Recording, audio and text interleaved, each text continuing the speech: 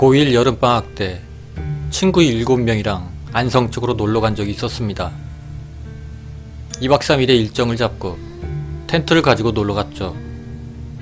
8명이서 커다란 텐트 하나 펼쳐놓고 마음껏 자유를 만끽하며 마셔선 안 되는 술도 한잔하고 거기 근처에서 신나게 놀았습니다. 놀다 보니 어느새 밤이 되었고 저희는 낮에 신나게 놀고 술도 먹고 해서 피곤해진 나머지 하나둘 그렇게 골아떨어지기 시작을 했죠. 근데 갑자기 한 녀석이 벌떡 일어나더니 텐트 문을 열고 밖으로 나가더라고요. 저는 이 녀석이 오줌 싸러 갔겠지 하고선 금방 오겠거니 했는데 갑자기 기분이 이상하더라고요.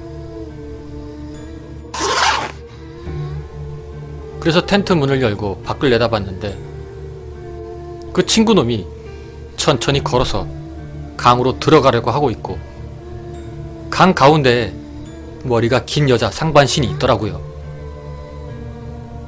전 순간 너무나 놀래서 친구를 잡으러 나가야 하는데 그저 멍하니 친구가 강으로 들어가는 모습을 바라보고 있었습니다. 그런데 그때 다른 친구들도 이상함을 느꼈는지 다들 밖을 내다보고 전부 저처럼 멍하니 그 광경을 바라보고 있더라고요. 그리고 잠시 뒤 다행히도 갑자기 정신을 차린 한 친구가 "야, 잡아!" 라고 소리를 쳤고 우리는 그제서야 그 소리에 정신이 돌아오면서 누가 먼지랄 것도 없이 뛰쳐나가 그 친구를 잡았습니다. 그런데 평소엔 그리 힘이 세지도 않던 친구였는데 그 친구 혼자 저희 7명을 질질 끌고 강으로 들어가더라고요. 그래서 이러다간 전부 죽겠다라고 생각을 하고 그때부터 그 친구를 진짜 사정없이 팼습니다. 진짜 다들 미친듯이 때리다 보니 그만 그 친구가 기절을 하게 되었고 우리는 기절한 그 친구를 부축을 해서 텐트로 돌아왔어요. 기절한 그 친구 별명이 평소에도 눈이 엄청 커서 왕눈이었는데 그때 그 큰 눈동자에서 검은 자위가 하나도 안 보이더라고요. 어쨌든 그렇게 부축을 해서 텐트 가운데 그 친구를 눕히고 저희는 그 친구를 중심으로 삥 둘러 앉아서 텐트에 자크를 잠그고 앉아 있었습니다. 그렇게 그날 밤이 시작이 되었습니다. 말씀드린 대로 그 친구를 눕히고 우리는 서로 아무 말 없이 앉아 있었습니다. 그런데 그 친구는 주기적으로 깨어나 발작을 하고 눈을 뒤집고 텐트에서 빠져나와 강으로 가려고 발버둥을 치고 우리는 그럴 때마다 그 친구를 패서 기절을 시키고 정말 너무 무서워서 빨리 밤이 지나갔으면 싶었습니다. 친구 중 한 명이 "야, 지금 몇 시냐?" 라고 물었고 우리는 모두 각자의 시계를 봤는데 그때 다른 친구가 "5시네. 조금만 있으면 날이 밝겠다." 라고 했습니다. 그래서 다들 조금만 버티면 된다 생각하고 있었는데 그때 그 기절해 있던 친구가 기절한 채로 옆에 있던 한 친구를 손가락으로 계속 쿡쿡 찌르고 있더라고요. 그러자 갑자기 그 친구도 눈이 뒤집히면서 이번엔 2명이 동시에 발작을 하면서 또다시 강으로 가려고 하더군요. 우리는 그걸 막느라고 몇 번이고 그 2녀석을 패다가 지쳐 밤이 왜 이리 안 가는지를 문득 시계를 다시 봤는데 이제 막 12시를 지나고 있더군요. 그렇게 우리는 점점 공포에 질려갔습니다. 기절한 친구 2녀석은 그렇게 몇 번이나 더 발작을 하더니 그 뒤로는 조용해지더군요. 그런데 그때 갑자기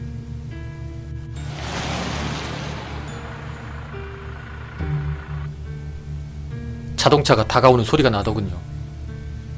우리는 내심 살았다라고 생각을 하고 있었죠.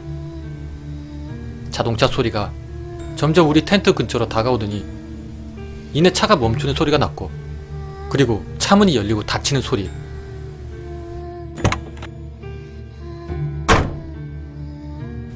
그리고 우리 텐트 쪽으로 걸어오는 소리가 들렸어요.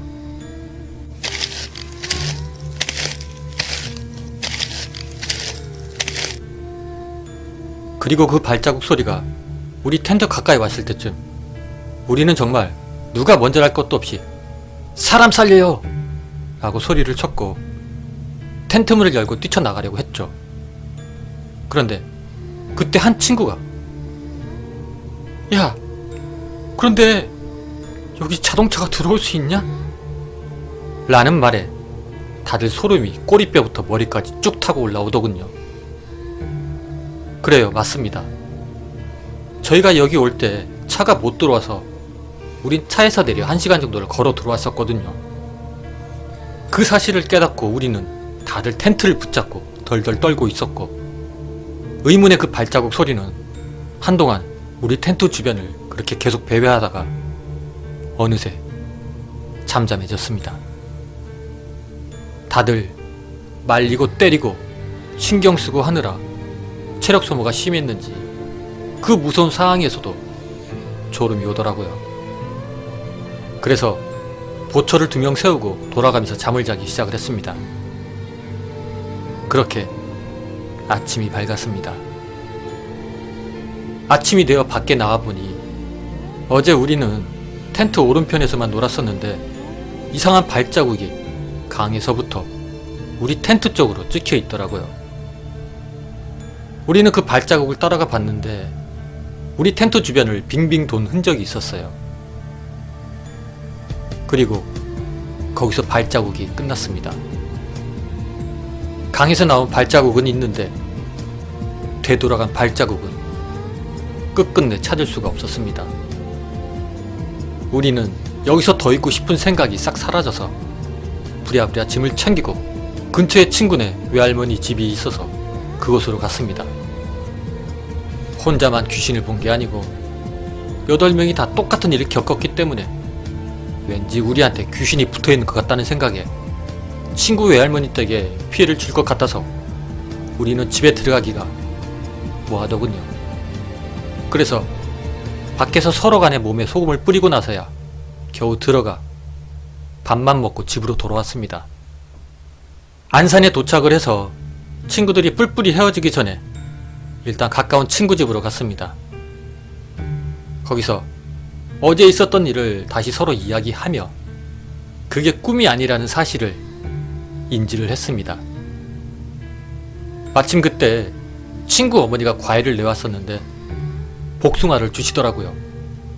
차갑지도 않고 상온에 있던 복숭아였는데 그 복숭아를 한 입 베어 무는데 엄청 차가운 아이스크림을 먹은 것처럼 이빨이 막 덜덜 떨리면서 몸까지 떨리더라고요. 그 모습을 보곤 친구 어머니가 어쩌니 너네 진짜 귀신이 씌었긴 씌었나 보다 라고 하시더군요. 그렇게 우리는 그 친구의 집을 나와서 어제 그 귀신이 씌었던 친구를 그 친구의 집에 데려다 주면서 친구의 부모님에게 어제 있었던 일을 말씀드렸습니다. 왜냐하면 친구놈이 그때 하도 많이 맞아서 온몸에 피멍이 있었거든요. 그리고 혹시나 모르니까 당분간 친구 녀석을 혼자 잠 재우지 말라고 그렇게 말씀을 드리고 우리들은 각자의 집으로 흩어졌습니다. 그리고 그날 밤 바로 그 친구네 집에서 생긴 일입니다. 친구 부모님은 우리 당부대로 그 친구를 여동생이랑 같이 잠을 재웠대요. 근데 아니나 다를까 그날 밤 그 친구가 갑자기 벌떡 일어나더니 맨발로 밖에 나갔다더군요. 그 광경을 목격한 여동생은 너무 무서워서 얼른 부모님을 깨웠고 그렇게 부모님과 여동생은 부랴부랴 친구를 뒤쫓아 나갔습니다. 그 친구가 향한 곳은 집 근처에 있는 조그마한 하천 방향? 부모님과 여동생은 얼른 가서 그 친구를 붙잡았고 그런데 어디서 그런 힘이 났는지 그 3명을 질질 끌고 그쪽 방향으로 향했다더군요. 하천 방향 말입니다. 그래서 도저히 안 되겠다 생각했는지 부모님이 고래고래 소리를 질러 동네 사람들을 불러 모았습니다. 그렇게 동네 사람들은 처음에 무슨 일인가 하고 구경을 나갔다가 그 광경을 보고선 도와달라는 소리에 너도 나도 달라붙어서 겨우겨우 못 가게 막았다더군요. 그런데 바로 그때부터 그 친구놈이 여자 목소리로 변해 자기의 부모님에게 생전 듣도 보도 못한 욕을 막 했다고 하더군요. 그러다가 갑자기 정신을 잃고 쓰러졌다고 합니다. 그리고 그 뒤로도 이런 일이 2번이나 더 반복이 되었고 결국엔 무당을 불렀습니다. 그런데 그 무당이 하는 말이 거기 가서 귀신이 들러붙었다고 그냥 두면 언젠가 사람들이 안 볼 때 물속으로 끌고 들어가서 그 친구는 죽게 될 거라고. 그러니 그 귀신을 달래줘야 한다고 했다더라고요. 그러면서 여기서는 안 된다고 그때 그 장소로 가서 구출해야 된다고 했어요. 그래서 우리 8명은 다시 모이게 되었고 다시는 가기 싫었던 안성에 그 강가로 가게 되었습니다. 무당은 그 귀신을 자기 몸속으로 불러들이려고